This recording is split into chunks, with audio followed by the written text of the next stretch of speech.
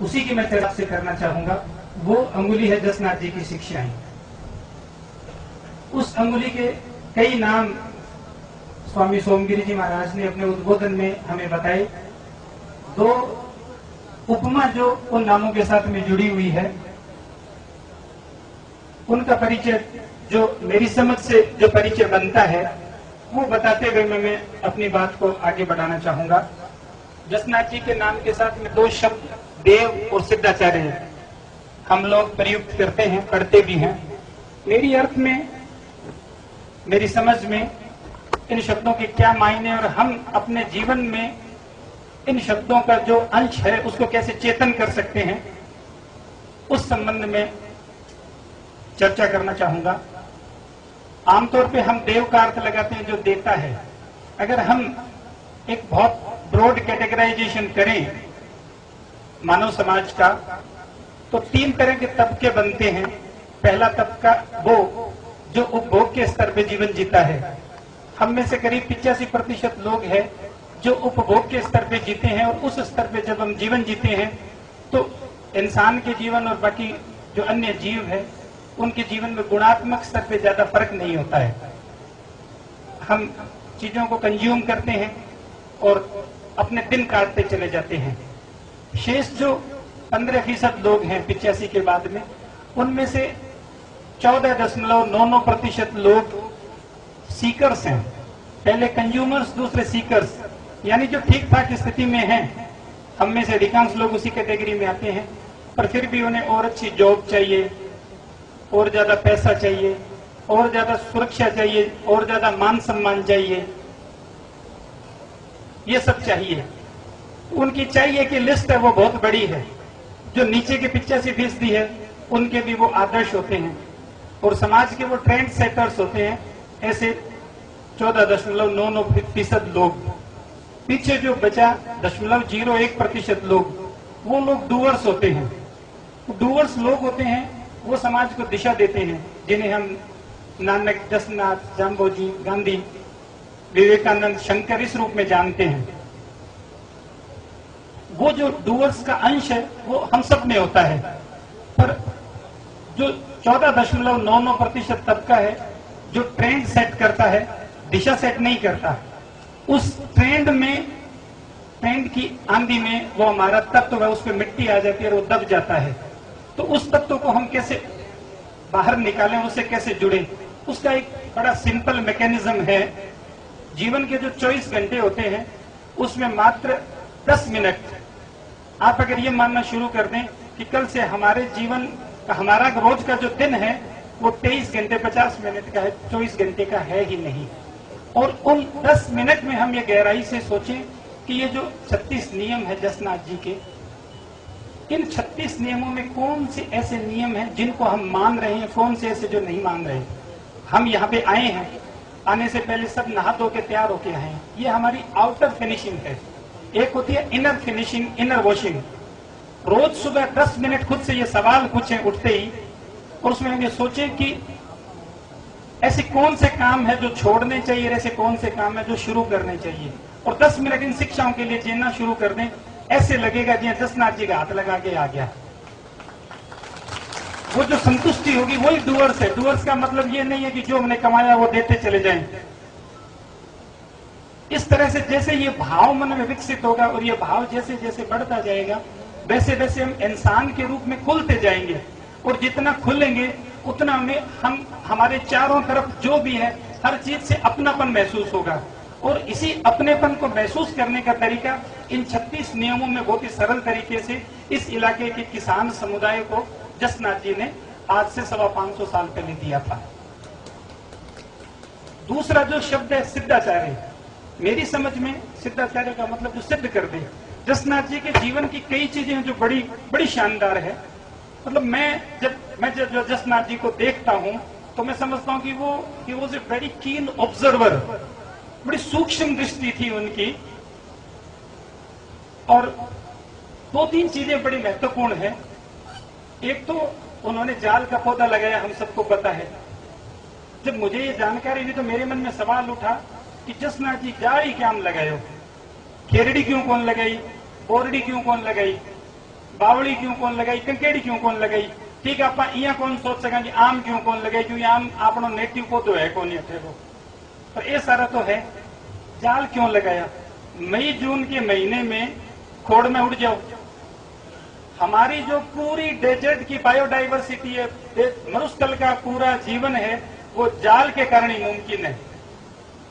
छोटो मोटो जो जीव जंतु है मई जून में बंगवास रोकी है, मई जून में खोड़गे में मरुस्थल में सब हरे पेड़ घिसो गए, जाल गए। पूरे डेजर्ट की बायोडाइवर्सिटी का सेंटर है जाल। तो जाल का पौधा है, उसका जाल के पेड़ का बहुत बड़ा महत्व है। इसीलिए एक ड्राइव हमने शुरू किया पिछले साल, जब रूप प्रसाद शुरू किया था कतरियासर में जसनाथ जी के मेले से, तो रूप प्रसाद में जाल दी और कोशिश आ करी कि जगह काम में जसनाथ ही रहे, जाल ने बेटा हर हाल में जाल लाग जाए।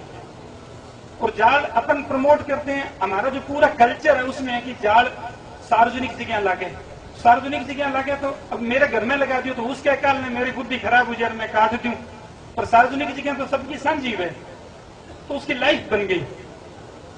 तो ये इस चीज को हमें पकड़ने की जरूरत है। मध्यकाल में कोई दूसरा ऐसा उदाहरण नहीं मिलता कि इस तरह से किसी सब महापुरुष ने नैतिक शिक्षा देने के साथ साथ में एक्शन किया हो। यह है सिद्धता, टू प्रूव थ्रू एक्ट। दूसरा 21वां हमारा नियम है, मृगापन रखत कराई। मेरे मन में विचार आयो, जसनाथ जी हिरण नहीं बचाने की बात क्यों कही पर्टिकुलर नियमन में, मोरिया ही बहुत फूट रहा है, और भी बहुत जीव है, जसनाथ जी तो सारा में प्रेम हो, पर बात हिरण पर आगे रुकी किया। मैं एक ऑब्जर्वेशन करी और अभी मैं भी पर एक रिसर्च करने लग रही हूँ, अभी बा पूर्व भी कंक्लूजन आयो को नहीं, पर जो कि इनिशियल फाइंडिंग है बा मेज की हाइपोथेसिस बनाई बिल्कुल बिन प्रूव करने लग रही है। बा आ की खेरड़ी का जो खोखा वे, खोखे को बाहर जाता वे, तो जी रोईडे को आपने फड़ी फूट की बीज खिंड गया तो हवा के सागे जी आगड़े का बीज जावे दूर उड़ जाएगा, पर कून के सागे खेरड़ी को खोखो जावे को नहीं बारू वे। और जी मैं बरस है, मैं बरस दे सुलझे खोखो, वो अपन पतो है, मैं बरस दे वो सुलझे। जना बहुत जरूरी है कि पहला बीज निकल के जमीन में उड़ जाए तो ठीक है, अदरवाइज 90% बीज सुलझे को जन की वाइबिलिटी है, उगने की क्षमता है वह 10% रहेगी। 10% तो उगन लायक है, हम उग सी कितना परसेंटेज और कम हो जी।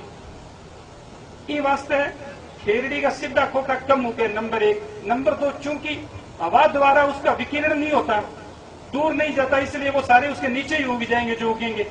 अब नीचे उग सी जन दरख्त बन सी किया, दरख्त के नीचे दूसरा दरख्त बनता को नहीं, थोड़ी जगह चाहिए। हिरण क्या है, हिरण खेजड़ी का सबसे बड़ा प्लांटर है। कैसे है, हिरण की बाइट का प्रेशर कम होता है। जब हिरण खेजड़ी का खोखा खाता है तो बीज टूटते नहीं है उसकी जाड़ के नीचे आकर के, साबुत मींगनी में निकल जाए। और वो चौकी चौकी, क्योंकि जगह पशु है पाएंगे अंदर एक बेसिक इंस्टिंक्ट है, इसको बोलते हैं सहज प्रवृत्ति।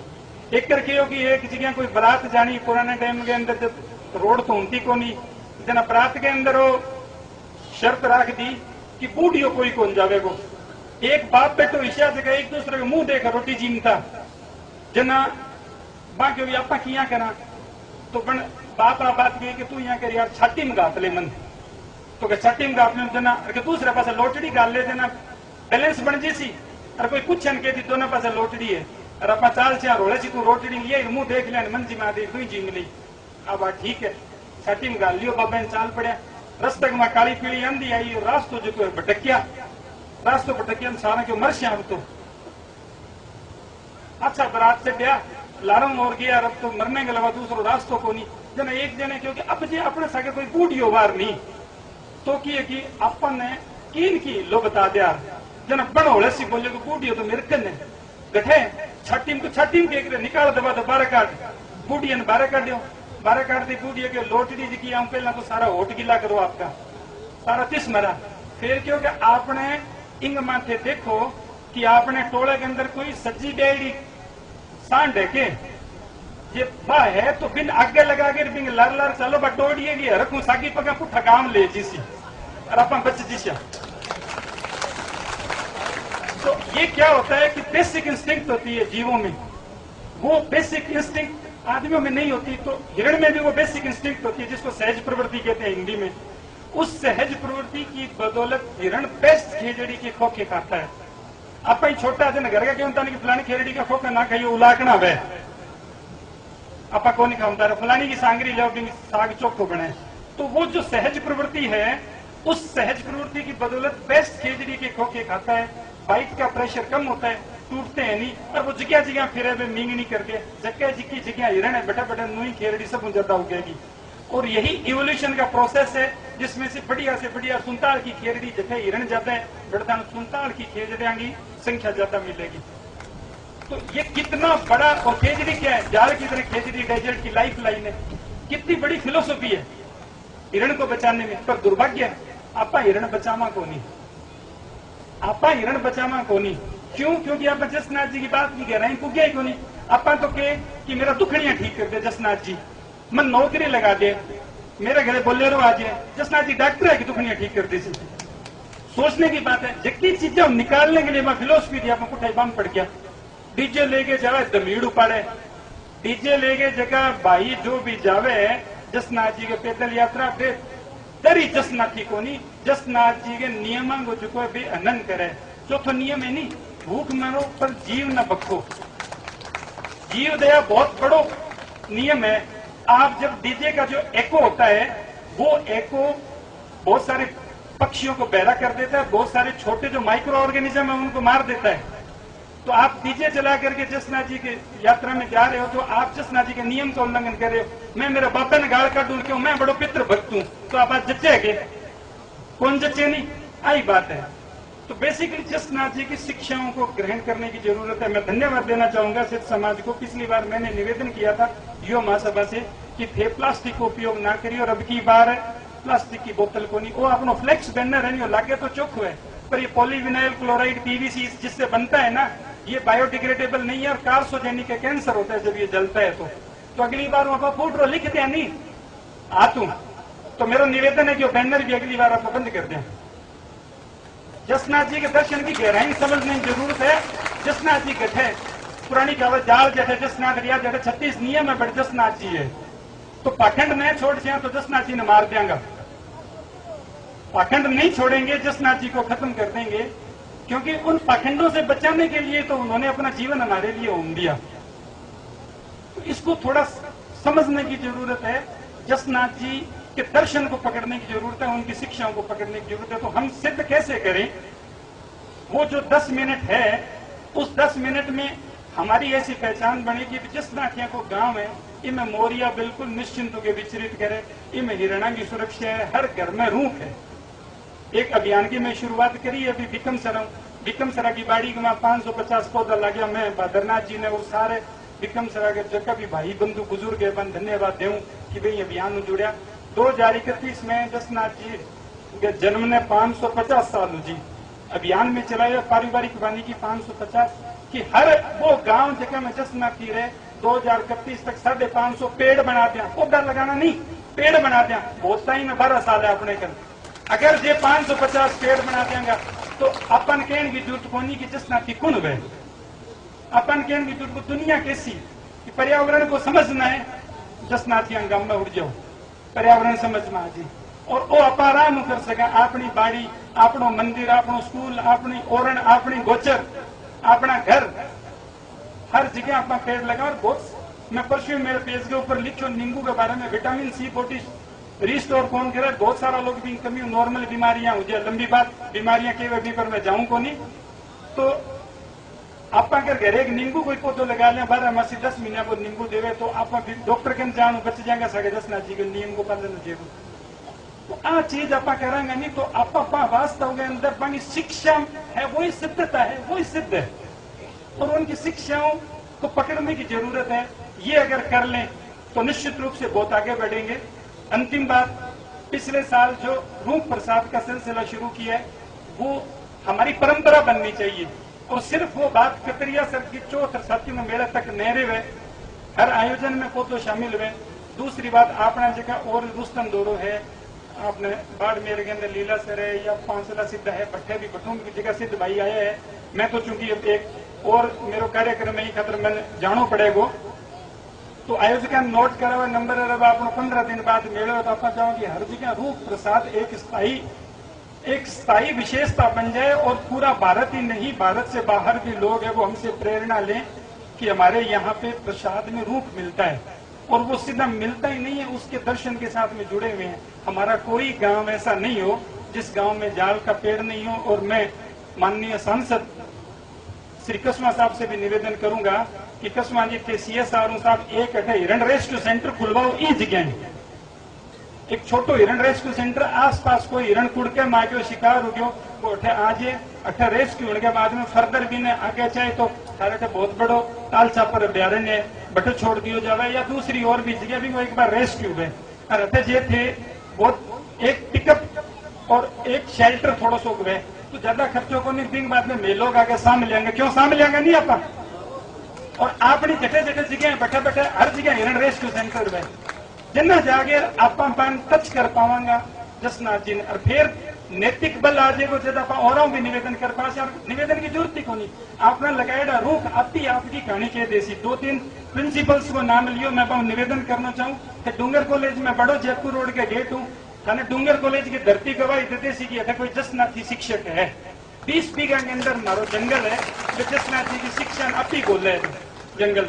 और मन बड़ी खुशी है कि आज हमारे भी नर्सरी में पौधा है, पिछली बार कस्मा साहब भी बड़े पधारिया, तो जगह जगह शिक्षक साथी है। मन को स्कूल बोलना चाहिए कहते कोई जसनाथी मास्टर है, अटे जसनाथी प्रिंसिपल है। आपने जब तक शरीर को एक एक अंग जो को गवाही नहीं देखो बाकी शिक्षा की बिते बात बनेगी को नहीं, क्योंकि राष्ट्र जो को बताए बड़ो सरल है पर बहुत ही जुगती पकड़ से जल्दी भी पर चाल पावांगा। तो मन अठे बुलायो, सम्मान दियो, इनके लिए बहुत बहुत धन्यवाद, आभार, प्रणाम।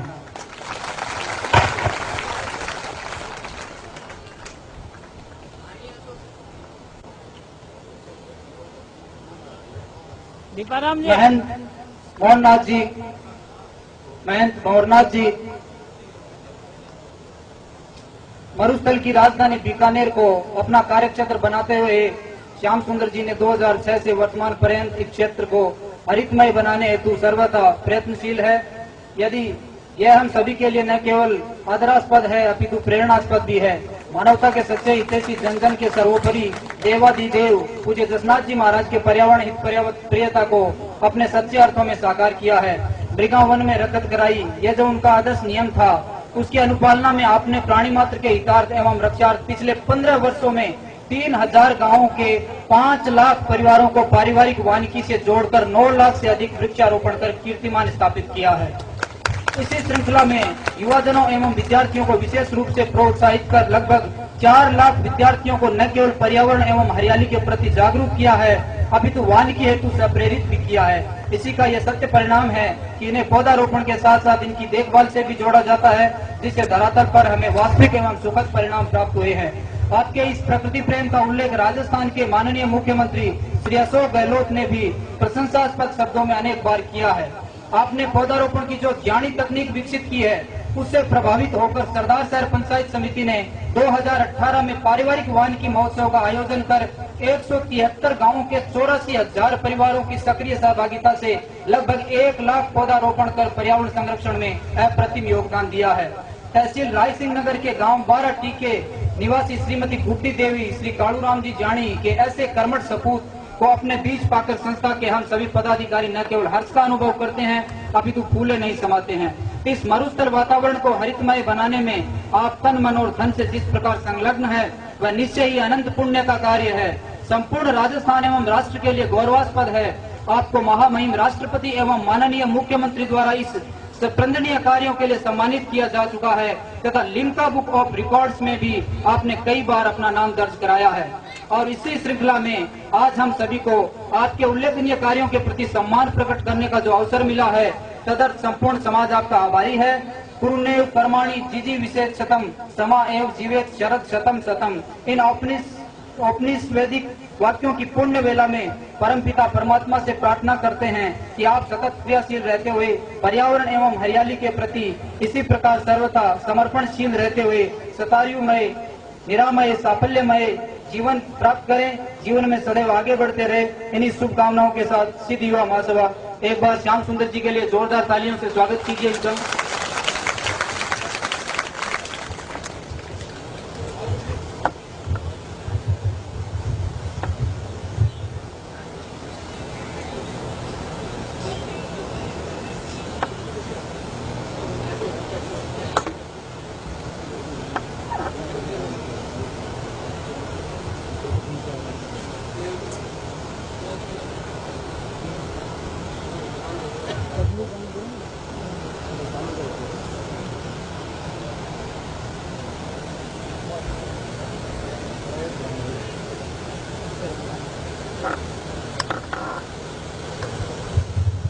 कार्यक्रम की